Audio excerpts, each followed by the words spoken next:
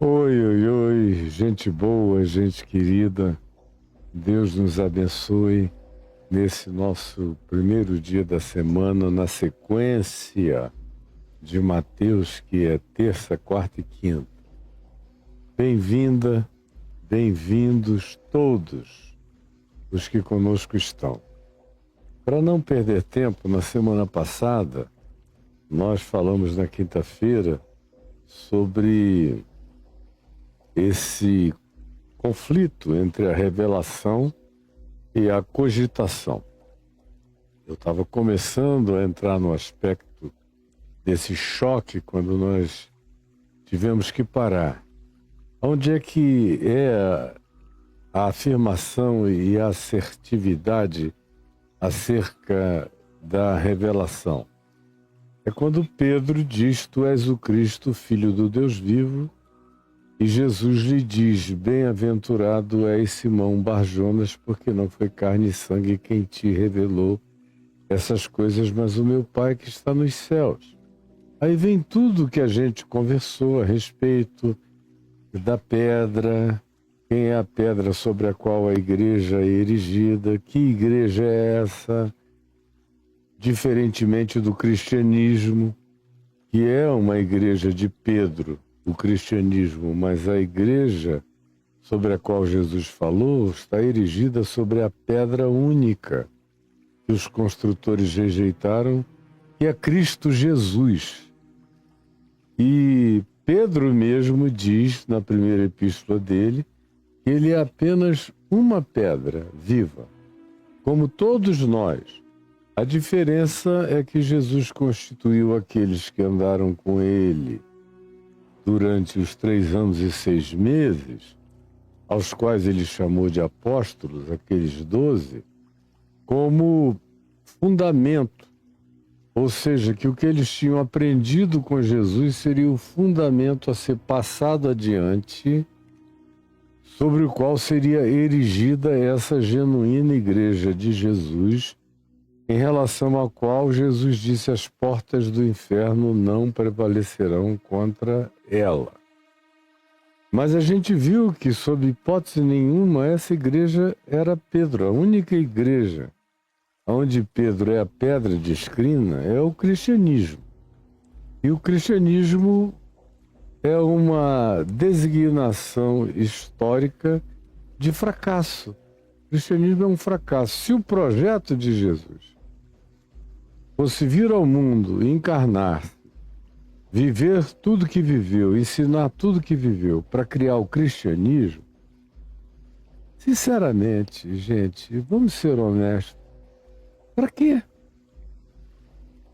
Qual a razão disso, criar o cristianismo na Terra? É só você que acordou hoje e não tem memória de nada, não sabe de nada, que fica pensando que o cristianismo é alguma coisa. E é porque ainda nem conheceu direito a igreja que você frequenta. Porque se você tivesse um mínimo de conhecimento, você iria concordar comigo completamente que se a obra da cruz, se tudo que Jesus veio, fez e realizou fosse para criar o cristianismo, Jesus teria fracassado completamente, porque o cristianismo é um fracasso. Como qualquer outro fracasso religioso, e dos fracassos religiosos, é um dos mais fracassados. É um dos mais controversos, provavelmente o mais controverso de todos eles. É o mais ambivalente, porque fala de amor, de perdão, de misericórdia, de inclusão, disso, daquilo, e passou a história praticamente toda agarrado ao fetiche de uma cruz de um lado e a espada de outro lado. E isso não foi em alguns momentos, foi o tempo todo. O tempo todo até o dia de hoje. E pior do que isso, você, quando acompanha a história inteira, especialmente depois que o cristianismo se tornou cristianismo, depois que o que era a mensagem pregada do Evangelho de Jesus naquelas muitas comunidades de fé espalhadas pelo Oriente Médio, Oriente Próximo, Ásia Menor e aquelas regiões, deu lugar no quarto século ao cristianismo, eles que andavam só carregando a mensagem da cruz, sem carregar a cruz concreta de pau, de pedra, de qualquer coisa nenhuma, porque era carregar a cruz e ir para ela, morrer nela, então eles não carregavam nem isso. Eles se agarraram com a cruz e logo depois pegaram da espada. E nunca mais largaram dos dois. Ficaram com as mãos presas com cãibras e tornaram ambas as coisas, a cruz do fetiche e a cruz e a espada da morte, como extensores dos membros do cristianismo. Aí você diz, você está se referindo ao que aconteceu aqui na América Latina? Não, a América Latina foi outro dia. Faz 500 anos. Eu estou me referindo acerca de tudo que você nunca quis aprender, nem estudar, nem verificar, nem ir a fundo, nem se intestinar na compreensão visceral do que aconteceu. E aí, deixa eu dizer, não é preciso nem ser tão profundo, nem visceral. Qualquer olhada de páginas assim, virando a história, você verifica que até aquelas coisas que são as mais glorificadas, por exemplo, no meio protestante, que só existe do século XVI para cá, é um fenômeno novinho também, e já causou uma calamidade ocidental incomparável. Pois bem, o que você encontra é a mesma coisa. Quando você vê de Lutero, da deflagração da Reforma Protestante para frente, tudo que aconteceu na Europa foram guerras. Guerras entre cristãos católicos e os novos protestantes, e huguenotes, e noites de São Bartolomeu, e reis e rainhas se digladiando e se matando, parentes se destruindo, se prendendo por causa dessa fé em Jesus, por causa do novo cristianismo, que era o protestantismo, que até hoje se auto-intitula como cristianismo também. Deveria, conhecendo a história, até abominar essa designação. Mas não, ele a abraçou. Porque, como eu tenho dito, o cristianismo é apenas um catolicismo que fez dieta. Nada além disso. Naquele tempo da Reforma Protestante, ele fez dieta. Hoje em dia ele está infinitamente mais balofo do que o cristianismo católico romano. De tanta coisa, de tanta gambiarra, de tanto McDonald's espiritual, de tanto fast food, de tanta doideira, de tanto veneno que eles ingeriram, de tantos aparatos, de tantas glórias. A chamada glória vaticana se transformou numa brincadeira perto da glória protestante, da glória pentecostal, da glória neopentecostal, onde cada igreja é o seu próprio Vaticano, com seu próprio Papa, e que são infinitamente piores do que alguns que compõem a média ponderada do papado católico, que a gente tem hoje nos papados evangélicos, dentro dos templos, dos prédios, tudo quer ser o maior do mundo. O Vaticano, por exemplo, ficou pequeno, perto da capacidade de alguns auditórios protestantes, pentecostais, neopentecostais, tudo é grande, é o maior, é para a glória de Deus. O Templo de Salomão, lá no Brás, em São Paulo, é maior do que o Templo de Salomão, em Jerusalém, maior do que o Templo de Herodes o Grande. É tudo maior. Essa coisa extraordinariamente grande e corrompida, perversa. Agora, isso é a pedra de Pedro. Quem construiu a igreja baseado na pedra de Pedro? Aí você diz, bom, esses foram os católicos. Nós, os protestantes, não. Mentira! Ou, deixa eu ser mais brando com você, ignorantezinho, querido e amado. Não, meu amorzinho, enganado, torpemente entupido na sua cognitividade, não. De modo algum. Pedro continua a ser a pedra sobre a qual essa igreja falida, e se fosse acerca dessa igreja que Jesus tivesse morrido e ressuscitado, teria sido tudo em vão, como Paulo diz em 1 Coríntios 15, em vão, viveu em vão, pregou em vão, ressuscitou em vão, é tudo em vão. Pois bem, essa igreja protestante é igualzinha à igreja católica. Está erigida sobre Pedro. Por quê? Porque inventaram ainda várias delas, muitas se hibridizaram com o catolicismo, como foi o caso do anglicanismo inglês. Outras não fizeram uma hibridização, mas fizeram uma absorção sincrética da mesma coisa, portanto, do mesmo fundamento. E aí teria uma quantidade enorme, dezenas de elementos totalmente equivalentes e iguais entre ambos os grupos para te mostrar como não houve ruptura nenhuma de compreensão, significado, não houve nada novo.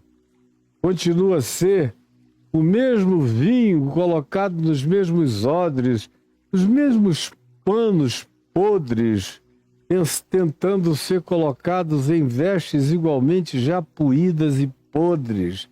Tudo totalmente inadequado, porque, para piorar, a gente ainda chegou no século XX com os protestantes do cristianismo protestante, dizendo que agora muitos deles, especialmente no chamado neopentecostalismo mundial, que é o maior grupo do protestantismo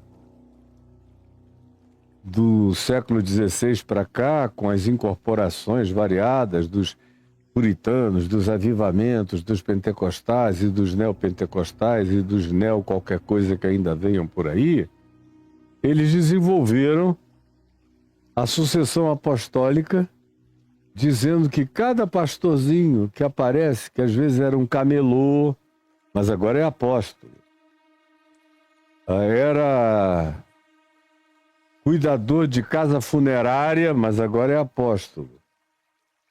Ele era qualquer coisa que Jesus não designou para ser nada, mas ele se auto-intitulou apóstolo.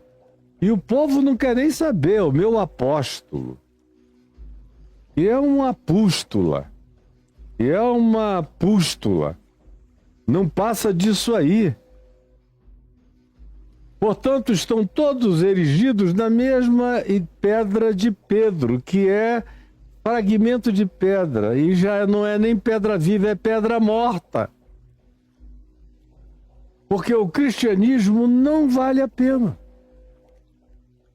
Se a igreja de Jesus é o cristianismo, eu lamento dizer, Jesus morreu em vão, a nossa pregação é vã, a assertividade acerca da ressurreição dos mortos é vã, nada disso carrega qualquer significado, é apenas discurso, torcida organizada religiosa e apenas elementos necessários do ponto de vista do conjunto sociológico perverso, aonde os poderes políticos precisam da validação de poderes religiosos e os poderes religiosos precisam dos poderes e das bênçãos pecuniárias e financeiras e de empoderamento que o poder da monarquia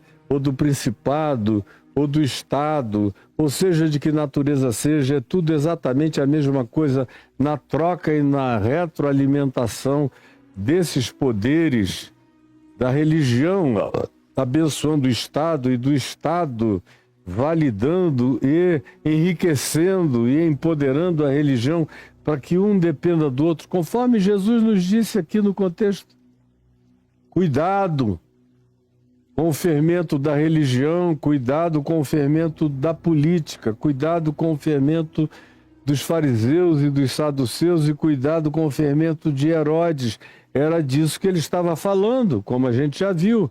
É a mesma coisa que Apocalipse, nos capítulos 12 e 13, nos apresentam, quando falam dessas duas arquetipias, da besta que emerge do mar, a saber, o poder político, e da besta que emerge da terra, o falso profeta, a religião, abençoando e trocando validações uns com os outros. E assim caminha a história, especialmente no ocidente da Terra, mas eu ouso dizer que no planeta inteiro, com mais ênfase, com menos ênfase, dependendo do grupo religioso. Mas no judaísmo, no cristianismo e no islamismo, essas duas arquetipias estão presentes o tempo todo.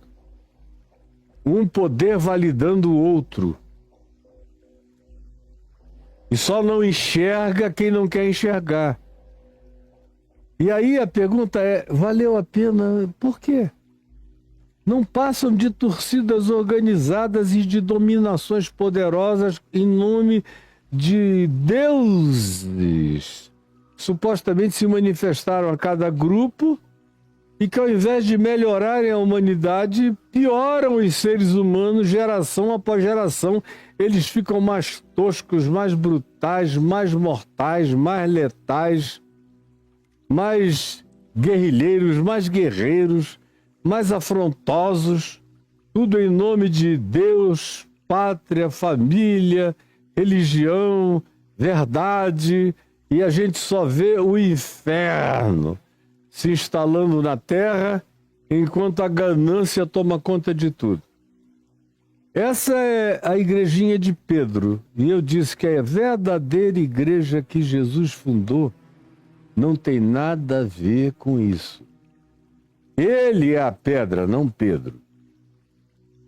O Evangelho é o fundamento dos apóstolos. Enquanto e tudo que os apóstolos disserem que seja evangelho coerente com Jesus é fundamento dessa igreja. E que está espalhada, como eu disse outro dia, pela face da terra e pela misericórdia de Deus, vai muito bem, obrigado. Porque ela não é feita do que você enxerga. Não é feita do que você enxerga, como outros já disseram antes. Como Tomás de Aquino disse. Como outros disseram até antes de Tomás de Aquino, mas a frase dele ficou lapidar no que diz respeito ao fato da afirmação de que a igreja tem muitos aos quais Deus nunca conheceu. E Deus tem muitos que a igreja se negaria a acolher e a aceitar. Mas Deus os tem. Pois bem, são esses que Deus tem e que muitos deles fazem até parte daqueles que a igreja também chama seus, embora sejam muitas vezes uma minoria de Deus dentro da igreja.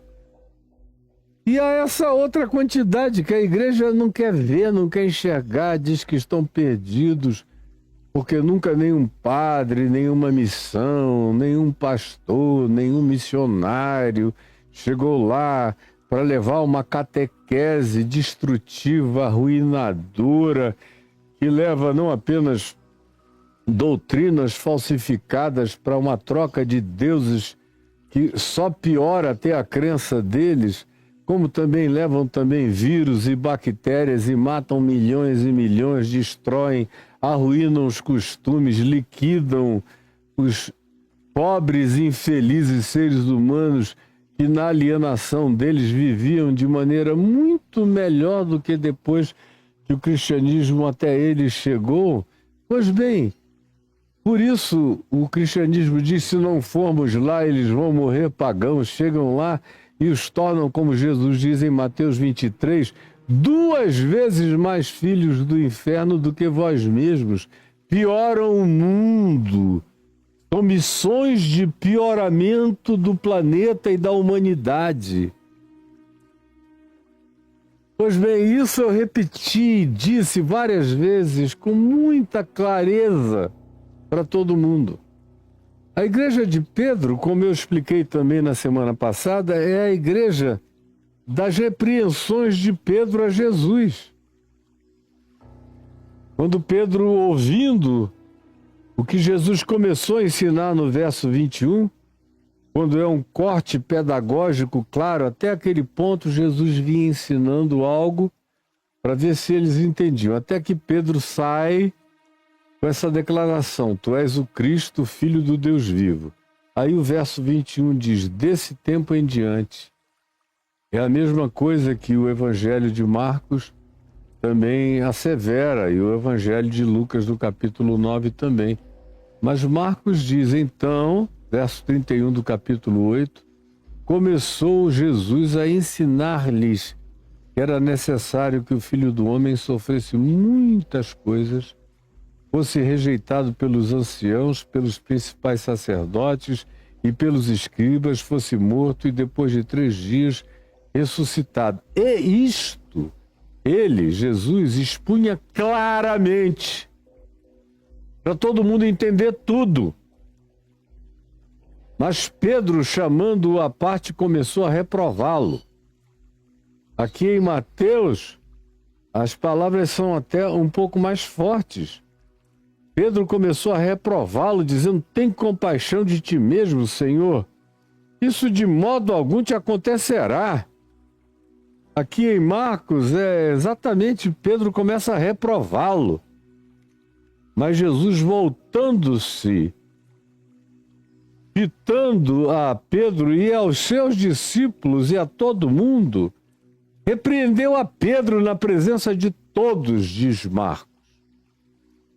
Repreendeu a Pedro na presença de todos. Pedro chamou Jesus à parte e deu uma bronca, assim, 3 metros distante. Jesus disse: vem cá. Cadê vocês todos? E os demais todos? Ouçam isso. E aí disse a Pedro: arreda, Satanás! Porque não cogitas das coisas de Deus e sim das coisas dos homens.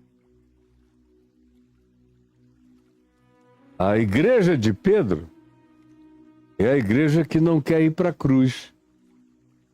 É a igreja que não quer tomar a sua cruz e seguir Jesus.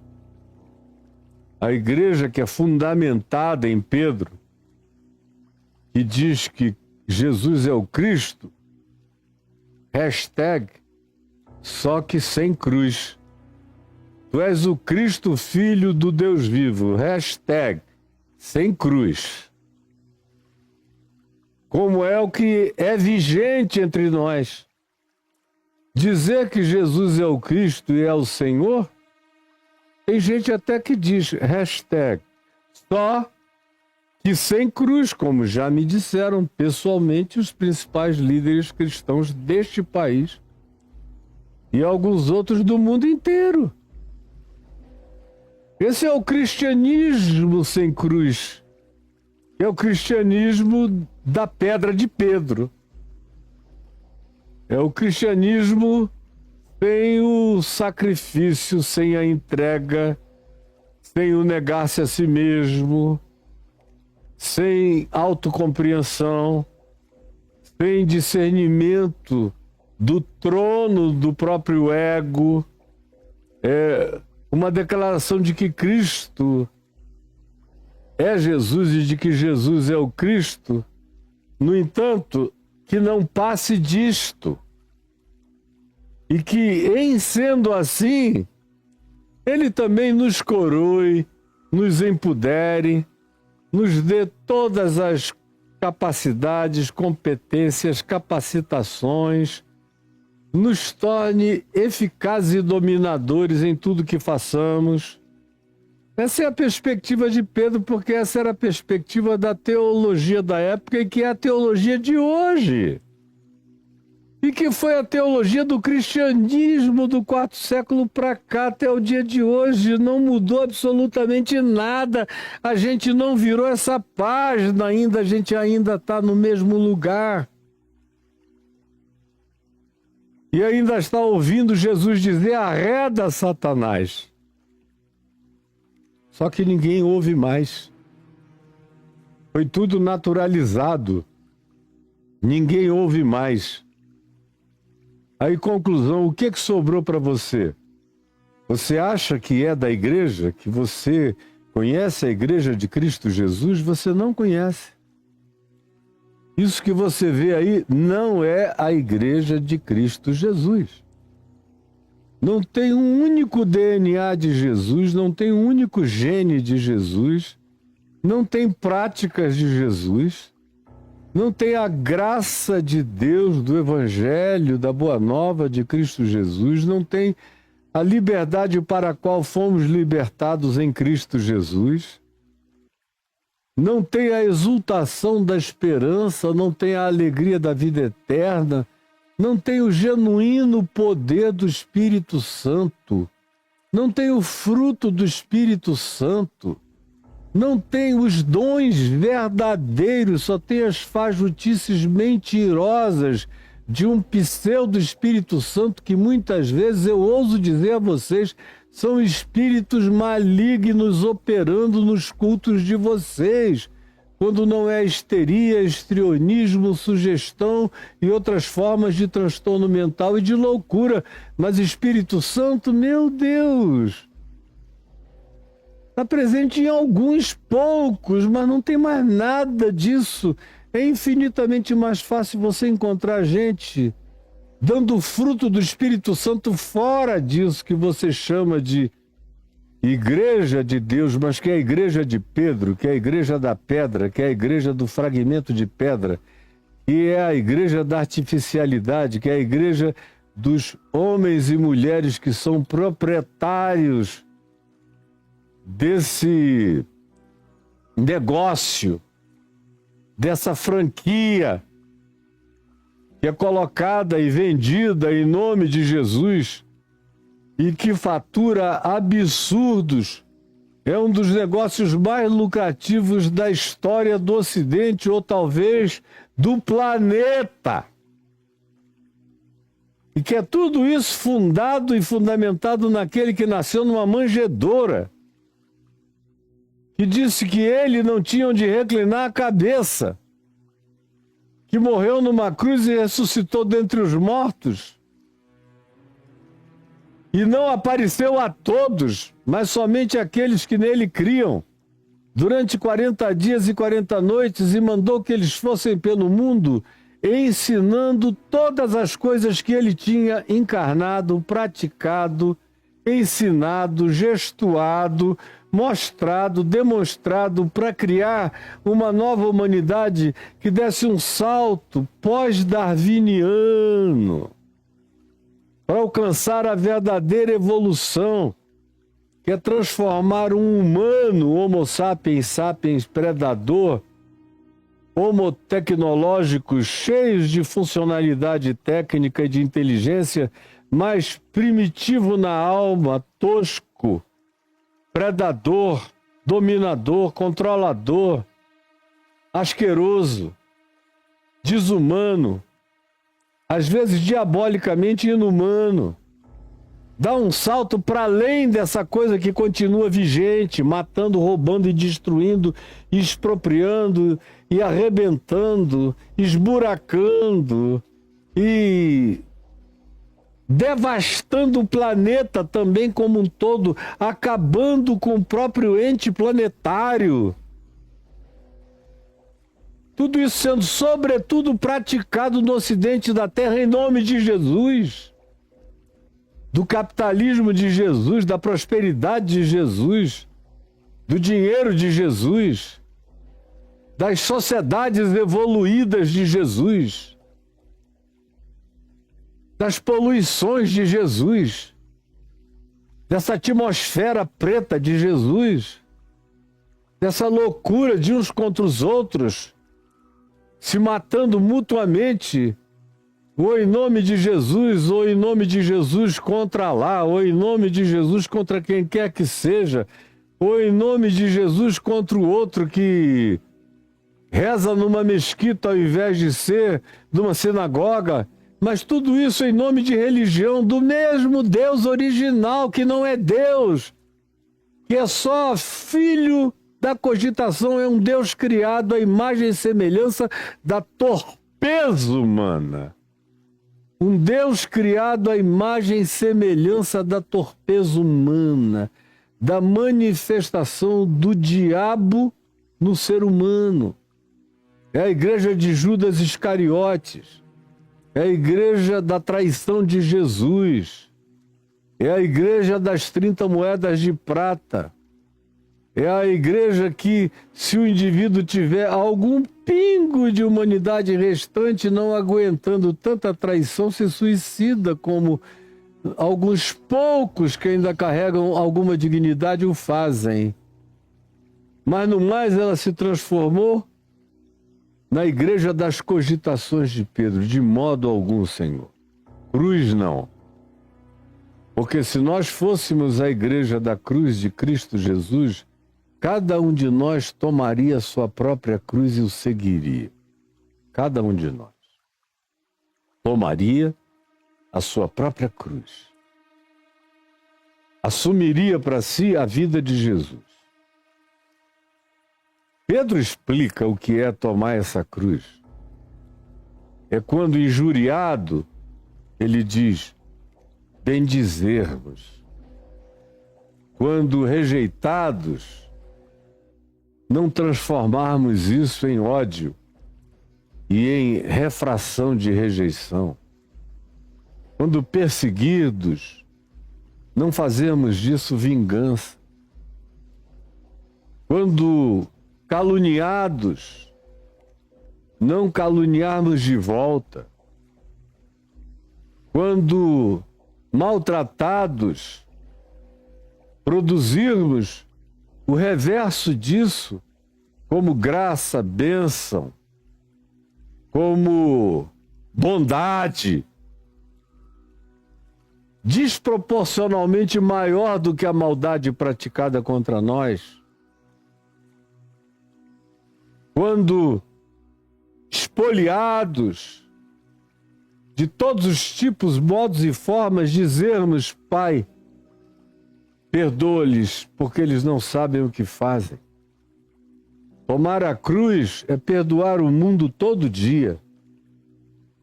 é andar com o coração limpo, é não carregar nem ódio, nem amargura, nem troco, nem volta, nem esperar a esquina da devolução.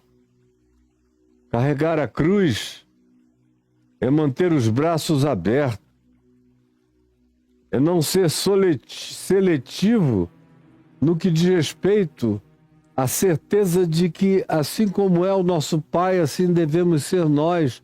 Ou seja, olhando para o planeta com todas as suas diferenças étnicas, raciais, linguísticas, culturais, religiosas, políticas, ideológicas e de todas as outras naturezas, e não fazermos acepção de pessoas, como nosso Pai que está nos céus o faz.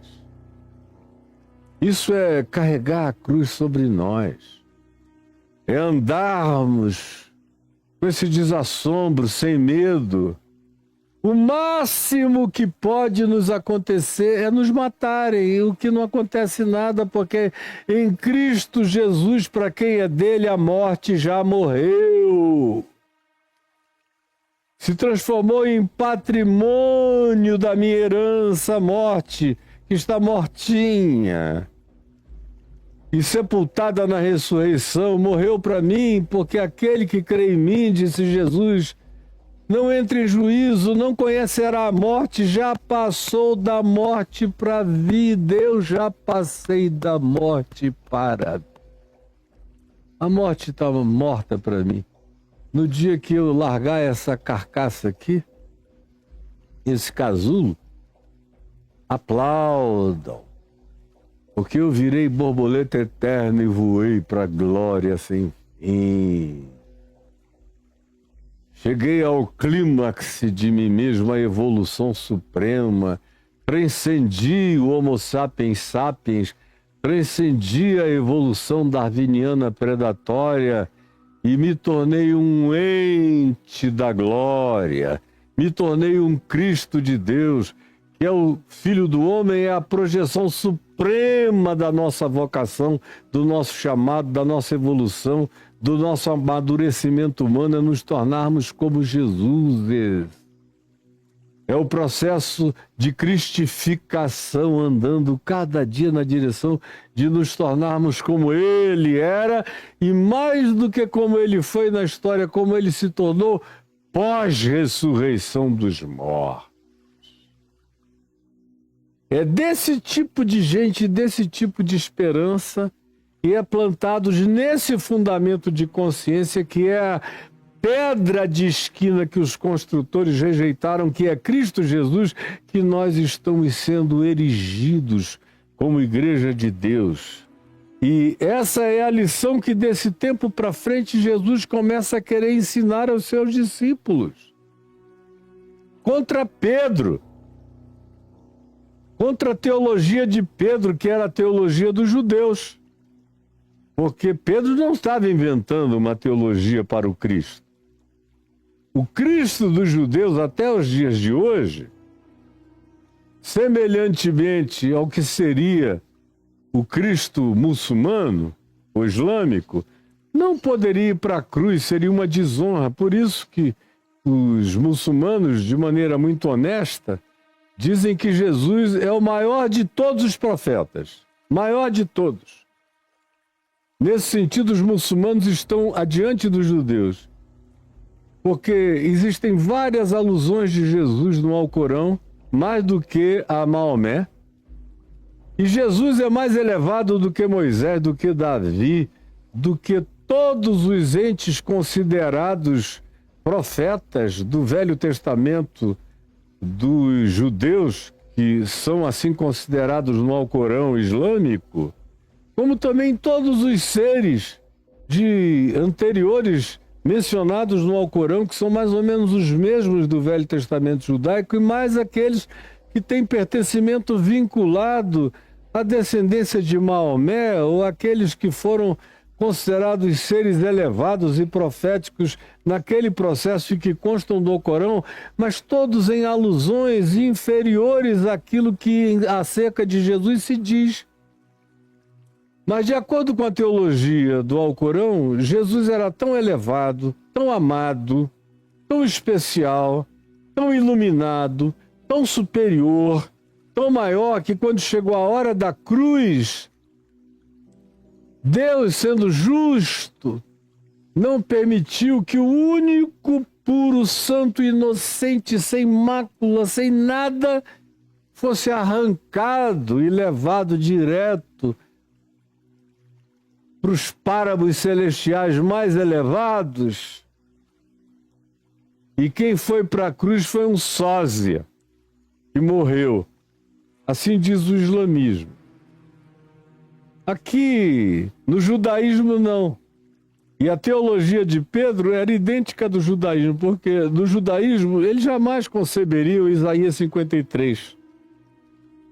Com o Cristo levando sobre si os pecados de nós todos e tendo a sua culminância de vicariedade, ou seja, de absorção dos pecados de todos numa convergência para ele só, num fenômeno histórico comum, numa designação simbólica única, numa convergência de visualização histórica perceptível e historiável, que foi a crucificação, eles jamais poderiam aceitar essa concepção. Estou falando dos judeus. Aí eles esperam um Cristo que, quando chegar, chegue com espada, com cetro, mais ou menos como o Jesus do cristianismo chegou em todos os lugares. Tem cruz, mas com espada para lá, espada para cá, matando, degolando, esfolando todos os ímpios. Era isso que Pedro esperava que acontecesse quando ele chegasse em Jerusalém. Jesus acabasse com aquela corja toda e botasse também os romanos para correr e dissesse: agora a gente vai marchar juntos, poderosamente, com legiões de anjos até Roma. E eu vou botar esse povo todo, escorraçar essa corja planetária, eu vou sentar lá e vocês vão ver o que vai acontecer agora. Era o sonho infantil da caronchinha de Pedro. Como é o que domina a cabeça das pessoas? O que vocês acham que está no substrato da teologia da prosperidade?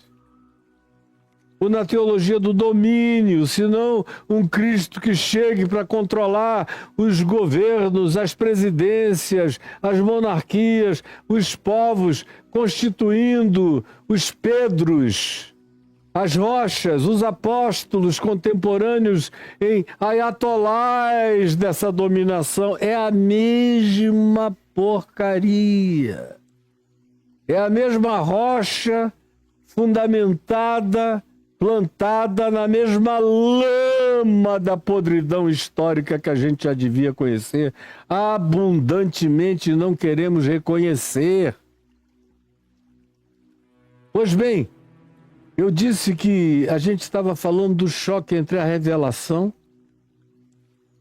que Jesus diz: bem-aventurado és, Simão Barjonas, porque não foi carne e sangue quem tu revelou essas coisas, quem te revelou que eu sou o Cristo. Só de Deus mesmo para alguém chegar a essa conclusão. Na melhor das hipóteses, vocês diriam que eu sou um profeta, ou que eu sou uma reencarnação de profeta, ou que eu sou o ser de luz mais iluminado, ou que eu sou o mestre dos mestres, mas Deus mesmo, de chamá-lo de o Cristo, era chamá-lo de Deus encarnado, de Deus conosco, de Emanuel. De ungido carregando todas as potencialidades do eterno no espaço-tempo. Esse era o Cristo. Para ter esse discernimento, só uma revelação. Para isso ser sincero, só uma revelação. Mas aí o cara, ao invés de ficar agarrado com a revelação, ele vai fazer teologia. Ele vai fazer teologia. Ao invés de se agarrar na revelação, ele não aguenta ficar só na revelação. Como entre nós. Eu conheço gente que começou lindamente na revelação e foi se aperfeiçoar na carne, na teologia, na cogitação, na filosofação, na construção de natureza teológico-psicológica da concepção e da projeção de Deus. Aí começam a inventar um novo Deus, ou um Deus adequado para esse tempo, e vão, porque a revelação não é bastante. Eles sucumbem à tentação da cogitação. E nessa cogitação, na maioria das vezes, não tem cruz. Porque quem é que quer conceber a cruz para carregar? Eles não querem nem que Jesus, o deles, o da cogitação deles, vá para a cruz, quanto mais eles próprios se irmanarem, se identificarem, se ataviarem do caráter de Cristo de tal modo e o absorverem que eles próprios aceitem carregar a sua própria cruz e segui-lo. É claro que não. A cogitação sempre vence. E como foi no caso de Pedro, ele partiu da revelação do Pai para a cogitação da elaboração dos rabinos judaicos de que o Messias viria com esse poder de dominação, com essa carga. Não, tu já curaste, já ressuscitaste, já andaste sobre as águas, já multiplicaste pães, já apaziguaste ventos e ondas, já fizeste tantas coisas. Só falta agora tomar o poder. Que cruz que nada. Depois de fazer todas essas coisas lindas, vais terminar ali? Numa cruz? Não, se eu estiver aqui, esse não é o teu destino. Como a maioria dos que estão trabalhando, não com a revelação de Deus em Cristo Jesus, mas com os novos moveres, com as novas revelações, com as novas compreensões, com o que o Espírito Santo me falou hoje de manhã. Eles dizem, nada disso tem cruz. É só coroa, diadema de glória, cetro, poderes, riquezas, casas, propriedades, abundâncias, domínios, famas. Tudo que o diabo gosta e promete é tudo que eles querem para eles.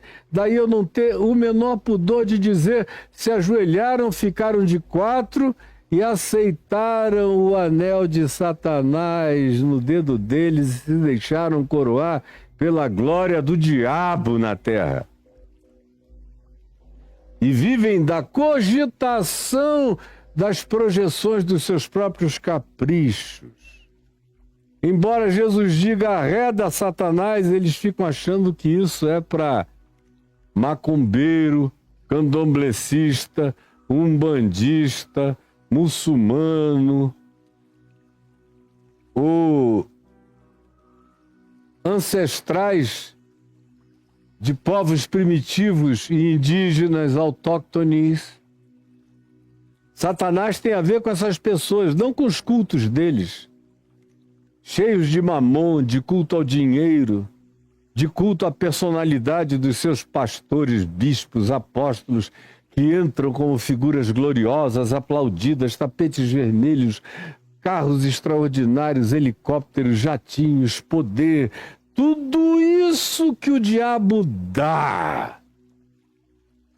E eles aplaudem. E eu dizendo isso aqui, tem gente dizendo que eu sou um recalcado. Eu tô com inveja. Cara, se eu gostasse dessas coisas e quisesse essas coisas, eu teria tido infinitamente mais do que a soma de todos eles. Eu nunca quis, não quero e morrerei sem querer, porque eu não troco a minha herança por um repasto, por um prato de lentilhas, por essa glória morrente que não carrega ninguém com galardão eterno. Vão ficar batendo na porta do lado de fora e Jesus dizendo, eu não sei quem vocês são, vocês nunca andaram comigo, arreda Satanás. Só que quando Jesus disse isso a Pedro, tinha uma chance, mas vai chegar um dia, gente, em que esse pessoal todo vai bater numa porta num momento escatológico em que esse arreda Satanás não tem mais retorno. Tu és para mim pedra de tropeço, assim como eles são pedra de tropeço para a humanidade.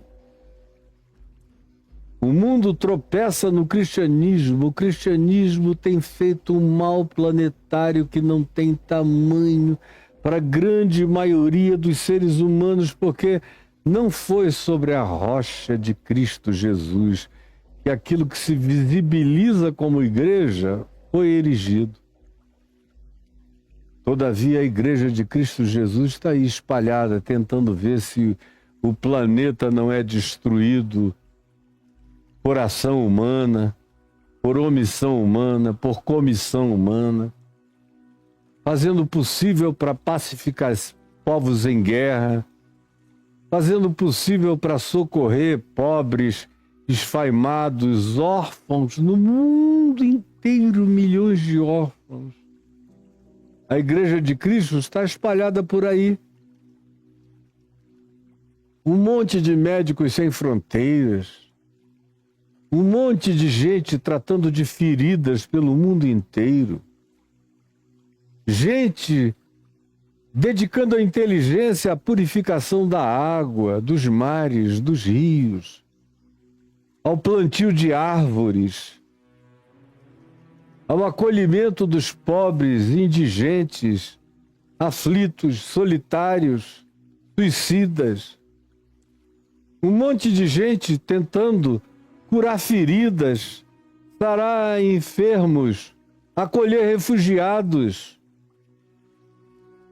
abrigar pessoas que estão ao relento, tratar dos que morrem sem que haja ninguém que os observe, conforme Jesus disse que seria naquele dia, de acordo com Mateus 25.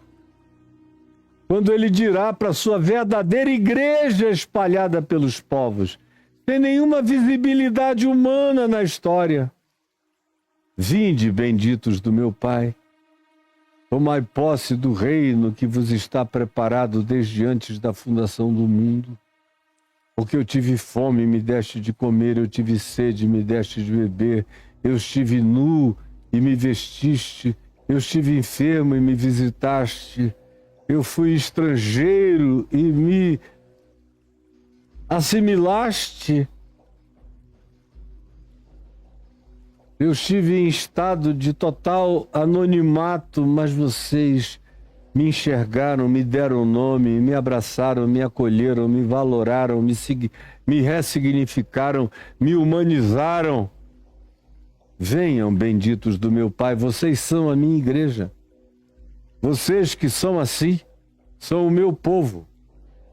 É gente que é assim que é o meu povo. E tem muita gente que é assim que ainda nem ouviu falar o nome Jesus, mas age como Jesus. Pratica as pautas, os interesses e as mesmas prioridades às quais Jesus se dedicou.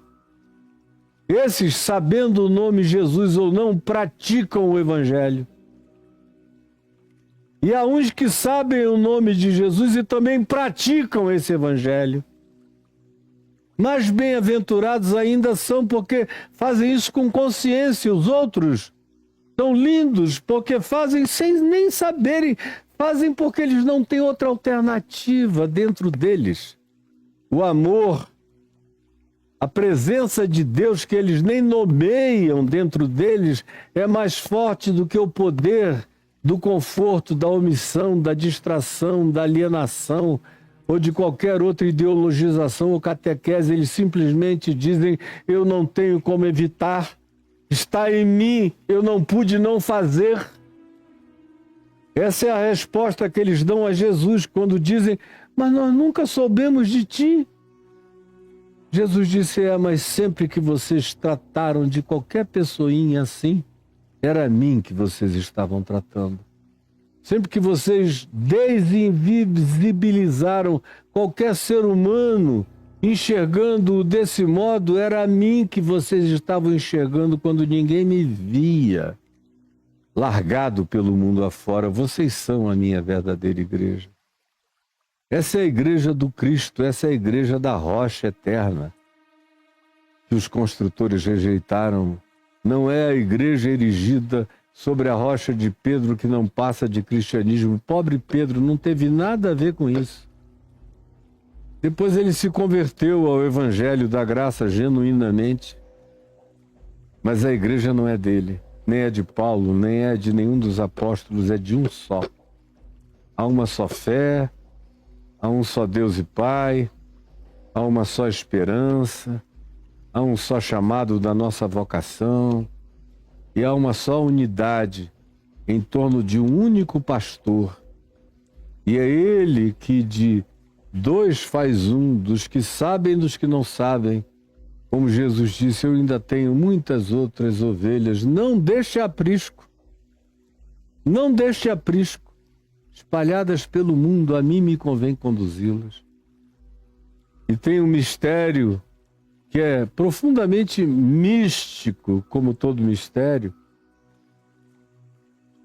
que afirma o seguinte sobre Jesus, que quando ele fosse levantado da terra na cruz, a cruz teria o poder de atrair todos, consciente e inconscientemente, todos os que são dele para ele próprio.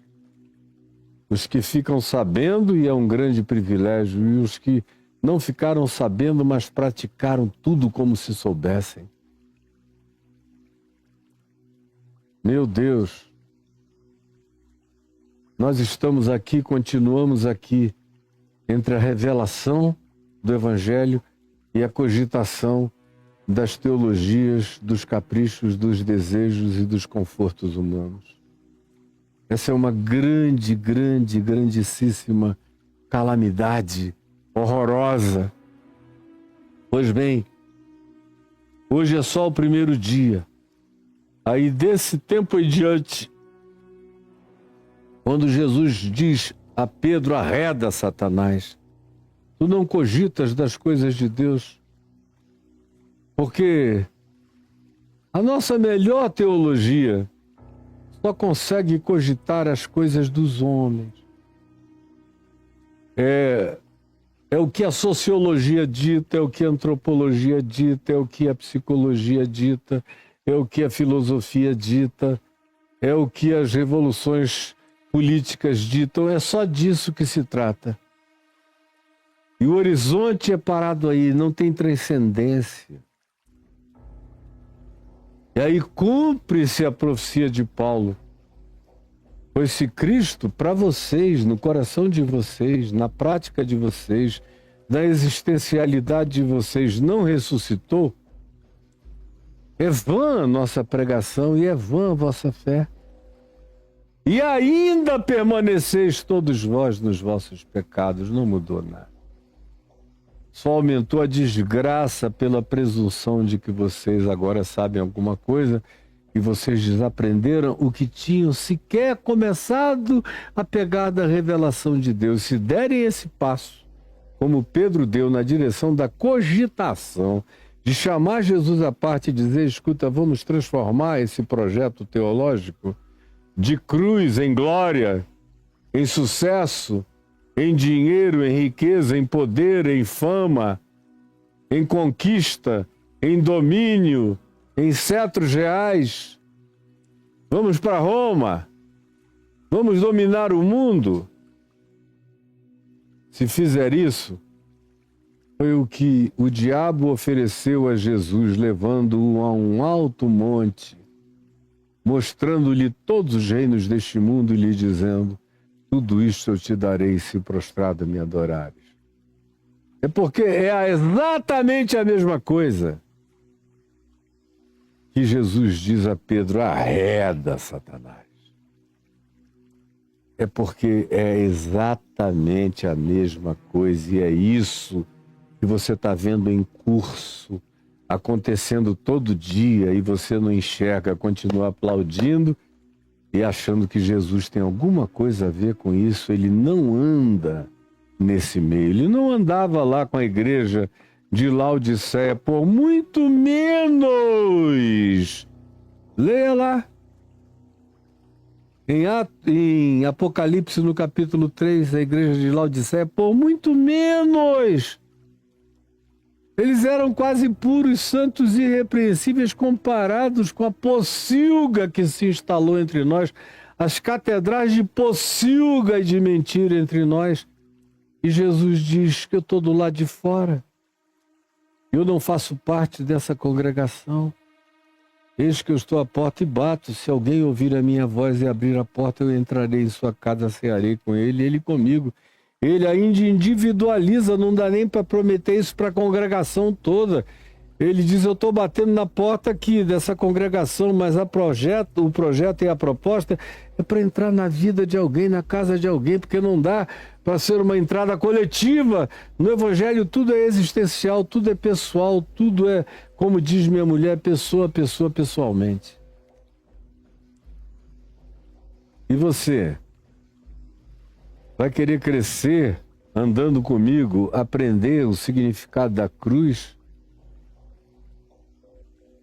e ser erigido sobre o fundamento da rocha que é Jesus? Ou vai querer continuar sendo membro do cristianismo, erigido sobre o fragmento de pedra que é Pedro, que não dá em outra coisa a não ser em apedrejamentos? São rochas de apedrejamento, pedras de apedrejamento, pedras de guerra, pedras de domínio, pedras de confusão. Aí você diz, mas era só isso que você tinha a me dizer? Não, eu nem comecei. É que eu fiquei empolgado e falei muito a respeito desse tema sobre o qual eu já falei trilhões de vezes e eu tenho pelo menos uns 10 a 12 livros escritos a esse respeito. Senhor Jesus, eu quero pedir que a repetição dessa mesma verdade que parece que entra com tanta dificuldade no coração de tão pouca gente, encontre algum entendimento, algum agasalho, alguma compreensão na mente e no coração de alguém. E que aqueles que ficam se escudando, dizendo, ai meu Deus, como o Caio fala, tantas coisas verdadeiras, é uma pena que ele seja tão radical. De fato, entendam que não há nenhum radicalismo em mim, há uma radicalidade de Cristo Jesus.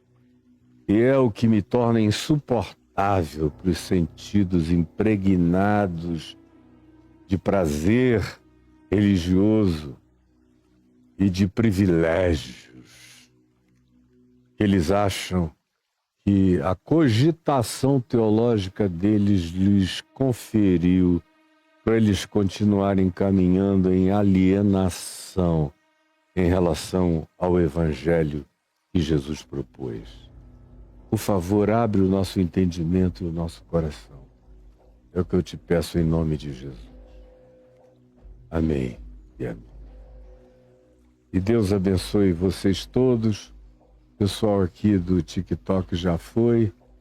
Quero agradecer aos 6.000 que passaram hoje aqui por nós no TikTok e vamos continuar juntos. Você que está na plataforma oficial desse canal, que é o YouTube, que é onde a gente trabalha com plenitude de câmeras, de informações, audiovisuais, com tudo mais, você está vendo passar aí um Pix com o CNPJ.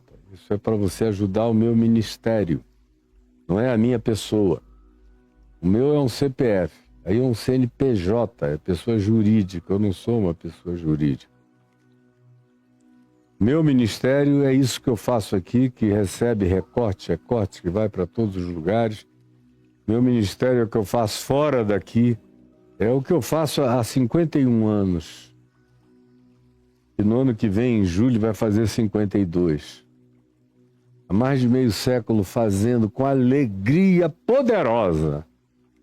Mesmo muitas vezes me sentindo profundamente solitário, mas habitado por essa presença, por esse fogo, por essa labareda inextinguível do Espírito Santo que me faz maioria na terra mesmo andando sozinho entre os homens. Se você quiser ser parceiro, cooperador desse ministério, o Pix está passando aí, você anota e faz o que você sabe que deve fazer. Atrás desse Pix tem um outro que é um CPF. Amigos pediram para eu colocar aí.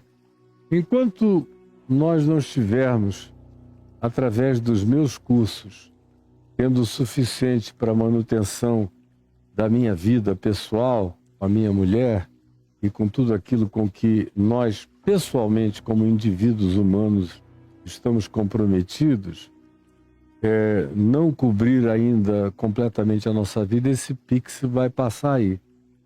Mas assim que eu tiver a notícia de que outra vez, porque durante a pandemia e depois da pandemia, e especialmente no ano de 22, eu fiquei com tanta certeza que a gente iria ter um golpe de Estado no Brasil, de certeza absoluta. Informações de bastidores que me chegavam aqui quase todo dia de que ia haver um golpe. E eu botei a cara para fora e falei, e como os evangélicos praticamente todos tinham se bandeado para o golpe, para a messianidade mítica do golpe demoníaco, eu já tinha perdido em 2017 milhares de pessoas, e em 2022 eu perdi mais ainda milhares e milhares e milhares e milhares de alunos dos meus cursos, e eu só não passei necessidade porque o Senhor não permite. Não permite. Ele é meu Deus. Hoje está todo mundo vendo que não era nenhum exagero meu. E eu não estava fazendo aquilo para eleger alguém. Sincera e honestamente, eu não tinha nenhum projeto de eleger alguém. Eu só queria era não eleger alguém. Eu só não queria era o golpe. Mas, meu Deus, o preço que eu paguei não tem tamanho. Eu vi muita gente aí que ficou escondidinha, depois que passou tudo, levantou a bandeira dizendo: eu estava lá também, viu, contra o golpe. Conversa fiada. Eu conheço na mão os poucos, 10, que puseram a cara e pagaram um preço enorme. E eu fui um dos que paguei o maior preço. E passei por perrengues danados. Mas o Senhor é bom, é fiel e é misericordioso e vem restaurando as coisas todos os dias. Assim que esteja tudo refeito, como estava antes, esse Pix, CPF aí, Caio e Adriana, vai sair daí. Porque não será preciso. Mas se você hoje olhar e disser: eu quero fazer parte, tá aí, você sabe o que fazer. Pois bem, o que me interessa mesmo é isso aqui. Olhe bem. É que você pegue o seu navegador e escreva caiofabio.com.br/cursos. Escreveu? caiofabio.com.br/cursos? Lupt. Escreveu? Cadê, Caio? Aí, olha. Aí aparece dentro do meu portal, que é o caiofabio.com.br, é o portal. Aí /cursos, você já cai dentro do link dos cursos. Aí tem todos esses cursos. Esse aí é o campeão de todos os Reconexões. O primeiro que eu lancei, são 200 aulas de 10, 12 minutos cada uma.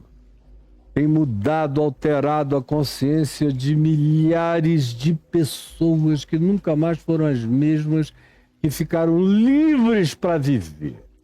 Jesus, a chave hermenêutica, onde eu não te dou peixe, eu te ensino a pescar. A saber ler a Bíblia, a aprender, a não ficar enganado por mensagem de ninguém, a ler os evangelhos e compreender até adquirir a mente de Cristo, até fazer sinapses da mente de Jesus em você. Aí vem o curso Ativar, que são mensagens do evangelho cujo objetivo é, ao final, dizer: olha, se ficar só aqui, no aprendizado intelectual dessa mensagem, só vai ficar no aprendizado intelectual dessa mensagem. Mas se você quiser que isso vire carne, sangue, ganhe altura, cor, ganhe seu tipo sanguíneo, seu cheiro, seus olhos, sua vida, deixa eu te ensinar a praticar, deixa eu ensinar você a ativar esse poder. Porque é o que está ativado em mim. Eu não estou falando de nada, não é um best-seller que eu li, não. É um best-seller que vem sendo escrito na minha vida. Há 51 anos eu falo o que eu vivo, eu só ensino o que eu vivo. Não tem nada tirado de livro nenhum, só do Novo Testamento e praticado na minha vida, com dores e alegrias. Eu só ensino o que eu conheço, o que eu sei de Deus em mim e do Evangelho em mim, e vejo ser posto em prática na vida dos outros. Isso tudo é o que Jesus disse. Se alguém quiser saber se a minha palavra é verdade, pratique-a. Se não praticá-la, vai ficar só na cogitação teológica e nada vai virar verdade. Aí do dilúvio ao Apocalipse começa no Monte Ararat, termina na ilha de Patmos, in loco, andando com um grupo de pessoas ensinando o Evangelho. Está disponível para você. Medo de quê? Libertação de uma quantidade enorme de medos paralisantes. Você não tem ideia do que o medo tem feito na sua vida e às vezes você nem sabe o quão fóbico, apavorado, amedrontado você é e como liberto você poderia ser, ou atravessando os lutos que não é só sobre perda física de pessoas, mas sobre perdas emocionais, perdas afetivas, órfãos de pais vivos, divórcios abruptos e totalmente toscos e malignos e violentos, praticamente carregados de feminicídio, de ameaças e de torpezas. Aprenda tudo a como vencer isso tudo. O tabu do suicídio, quanta gente angustiada, com medo do inferno. Meu paizinho se matou, minha mãe, meu tio, meu irmão. E agora? E a igreja? O pastor diz que está perdido, o padre também. Entre aí e aprenda o que o Evangelho te ensina. No divã de Deus, mas tem uma coisa, e é o que eu estou fazendo agora, e dando uma ênfase enorme para todo mundo, toda segunda e toda sexta, como amanhã, amanhã eu vou gravar o Salmo 63. Ontem eu gravei o Salmo 62, tinha gravado 61. Que prazer que está me dando, é um negócio, rejuvenesceu o meu ser, rejuvenesceu, saio daqui, assim, ó, saio, meu Deus. Aquele foguete do Elon Musk que vai e volta de ré o meu vai não dá ré. Vai de glória em glória, meu Deus, o poder dos salmos. Eu tenho dito que os salmos estão virando, cada um deles, evangelhos múltiplos. Porque você tira as inadequações com aquelas coisas que Jesus não aprova, nem quando Davi diz, está na hora da vingança, está na hora disso, Jesus vai lá e diz, não, meu filhinho, isso aqui, ó, isso aqui morreu, isso aqui sai. O que eu vim te ensinar, e você é cronologicamente meu pai, mas eu sou o filho, sobre ti, acerca de quem tu disseste, disse o Senhor ao meu Senhor, que era o que viria da descendência de Davi, assenta-te à minha direita até que eu ponha todos os teus inimigos por estrado dos teus pés. Eu que sou o teu Senhor te digo isso aqui, não. Agora o resto está tudo na validade. Aí você ter mais esses 150 evangelhos subdivididos, que vai dar mais de 1.200 no poder dos salmos. Olha o poder dos salmos. Eu estou fazendo isso para você, pensando em você. Cada coisa que eu digo ali é pensando em ti. Meu Deus, eu sei como você vai ficar liberto de tanta paranoia, de tanta neurose, de tanto medo, de tanta angústia, de tanto pânico, de tanto terror noturno, de tanta seta que voa de dia, de tanta peste que se propaga nas trevas, de tanto pavor de mortandade que assola ao meio-dia. Como você vai ganhar tanta confiança, tanta inabalabilidade, tanta força para viver? Como você vai ser empoderado pelos céus, pelo Espírito Santo? É o poder dos salmos. Aí você diz, eu quero, Caio, eu quero para mim. Então entre aí, caiofabio.com.br/cursos e diga, eu quero o poder dos salmos. Ele vai chegar para você agora. Interessante, eu comecei a gravar os primeiros 40 salmos num outro projeto que se chamava Café com Graça, era para você receber toda manhã. Aí, depois de 40 salmos, eu falei, não, meu Deus, o que eu estou fazendo aqui é um desperdício, isso aqui é pura nitroglicerina. Vamos recomeçar tudo de novo. Então não deu eu não consigo repetir nada do que eu faço. Tudo que eu faço é uma vez só. Eu não regravo nada, só se o câmera falhar, uma máquina quebrar, eu não repito. O que sai de mim é definitivo. Aí o Caio tá ali dentro editando, cortando. No início era Café com Graça, botando o poder dos salmos, tirando todas as alusões dos primeiros 40. E era o Café com Graça e o resto já tem mais de 240 e tantos, 250 gravados. É tudo o poder dos salmos dessa ótica avassaladora da inabalabilidade do poder do Evangelho em meu favor e em seu favor. Pegue o seu aí agora, tá bom? Então é isso, gente boa. Eu vou parando por aqui, vou guardando as minhas pedrinhas. Eu disse, porque o Caio tem mania de pedra? Não, nenhuma. É que a minha Bíblia, tadinha, está aqui comigo, sendo folheada, pregada. Todo mundo que me viu pregar nos últimos 51 anos me viu com essa Bíblia aqui, não era outra. Ela já foi repaginada 4, 5 vezes. Agora já nem dá mais. Aí, conclusão, eu boto essa pedra aqui para segurar as páginas, porque especialmente aqui em Mateus 6, 16, eu já fiquei do 16 ao 21, 5 anos sem parar pregando o que se transformou nos livros O Caminho do Discípulo. E são 4 livros grossos que estão aí, viraram um curso também aqui do Reconexões, O Caminho do Discípulo.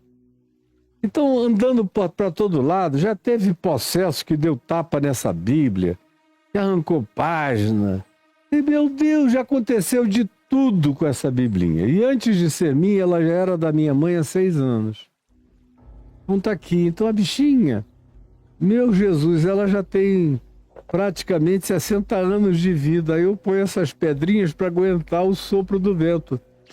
Nessa minha querida amiga mais contínua que eu tenho tido durante todos os dias da minha vida. Eu desejo que o Senhor Jesus te abençoe de todo o meu coração e guarde isto. Eu creio que Jesus ressuscitou dos mortos.